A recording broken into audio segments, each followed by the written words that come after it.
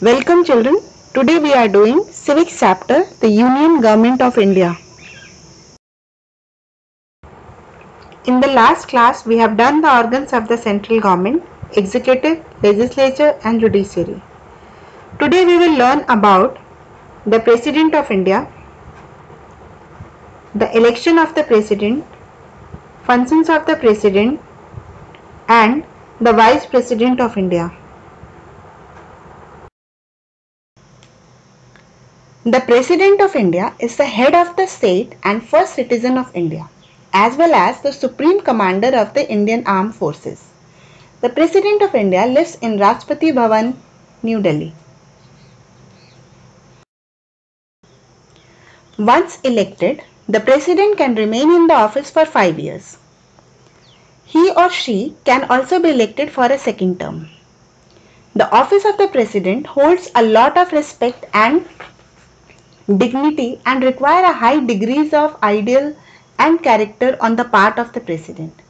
However, in case the President starts acting against the constitutional provision or a case of corruption or improper practice of any kind is proved against him or her, he or she may be impeached out of the office in accordance with the provisions of Article 61 of the Constitution. The President is elected by an electoral college which consists of elected members of both houses, elected member not nominated. Fine. So elected members of both houses of the parliament and the elected members of legislative assemblies of all the states and also of National Capital Territory of Delhi and Union Territory of Puducherry. The election of the President is held in accordance with the system of proportional representation by means of the single transferable vote, and this voting is via secret ballot. Proportional representation is a system where each voter doesn't enjoy the same value as a vote. Thus, in the presidential election, the vote value of MP and MLA is different. There is a well-defined formula to determine the vote value of the member of the electoral college. For MLA, total population of the state divided by number of MLAs, which is further divided by 1000. For MP, total number of votes assigned to MLAs is divided by total number of MPs. The members of the electoral college can vote for all candidates in the fray. They mark their preference order instead of choosing a single person. Suppose there are 4 candidates here, voters can make his or her choice. Single transferable vote is an electoral system designed to minimize wasted votes and to produce a proportional representation, while at the same time giving voters more choice over who their representatives will be. Before we do anything else, we need to work out the number of votes a candidate needs to be elected. The minimum vote required is called a quota. For presidential election, the quota is 50% of the valid vote plus 1. Although several members are elected together, every voter must have only a single vote so that each vote has the same effect and to ensure proportional representation. Although each voter has only a single vote, the voter can list in order of preference those candidates they would like to support. For example, in this image, some people choose to number all the candidates, some choose just 3 or even just 1. This is fine. Voters can number as many or as few as they like. Let us try to understand the single transferable vote with an example. Let us assume that 5000 people cast valid votes. There is 1 seat and 4 candidates. So the required quota for winning is 2501 because quota is 50% of the valid vote plus 1. First, we count the votes for each of the 4 candidates according to the first preference indicated on the ballot. If anyone achieves the necessary quota of votes, they have succeeded. If no one met the quota, the candidate with the fewest votes at the first stage is removed from the count. In this instance, this was C. The votes obtained by C are redistributed according to the second preference marked on them. If no second preference was marked, then the ballot is excluded as non-transferable. These steps of exclusion and redistribution are followed until a candidate has obtained the necessary quota. This is how it looks after the second stage. Of the 732 votes examined, 13 voters indicated second preference for B, taking the total of 779. 429 voters indicated second preference for D, and 194 voters indicated second preference for A.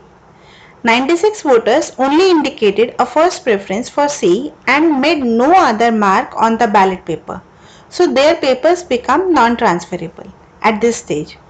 After transferring C's second preference, still no one has reached the quota. So once again we take the candidate with the fewest vote at the second stage, and this is B. B votes are then examined again to look for the next available preference after B's on the ballot paper, dividing them between the remaining candidates.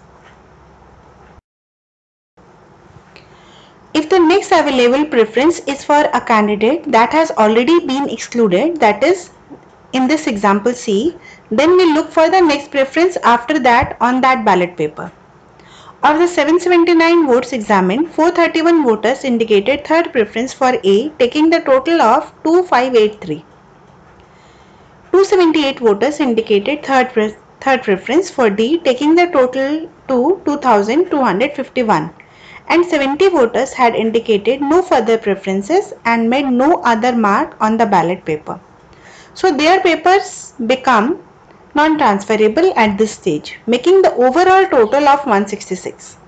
After the third stage, A received the most votes after the preferences of the excluded candidates were transferred. A is now elected to fill the vacancy. Now we will talk about the functions of the President. The Constitution vests in the President of India the executive powers of the central government. According to it, the President appoints the Prime Minister and on the latest advice the Council of Ministers. The President also appoints the Chief Justice of India, the judges of the Supreme Court and High Courts, the governors of the states and all other high officials. As the Supreme Commander of the Armed Forces, the President appoints the chiefs of the 3 wings of the Armed Forces. Legislative functions of the President. According to it, the President addresses the first joint session of Parliament after election.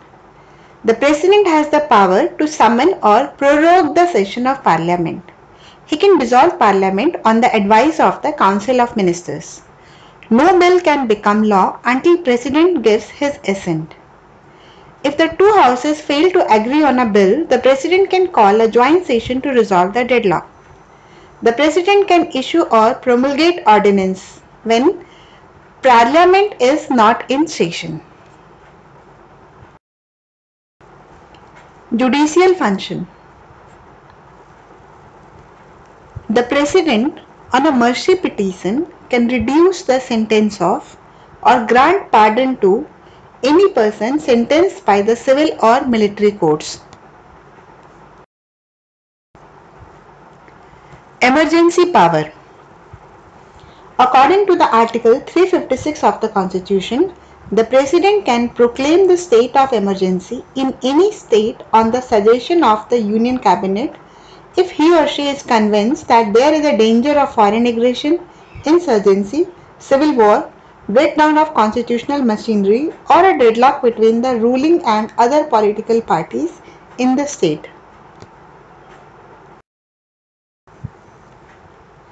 The Vice President of India is the second highest ranking government official in the executive branch of the Government of India after the President. The Vice President also has the legislative function of acting as the Chairman of the Rajya Sabha. The Vice President is elected by the direct vote of all members elected and nominated of the Lok Sabha and Rajya Sabha. The Vice President acts as a President in the event of death, resignation or removal of the President until a new President is chosen by the Electoral College for maximum 6 months. During this period, the Vice President shall not perform the duties of the office of the Chairman of Rajya Sabha. This is all in this chapter.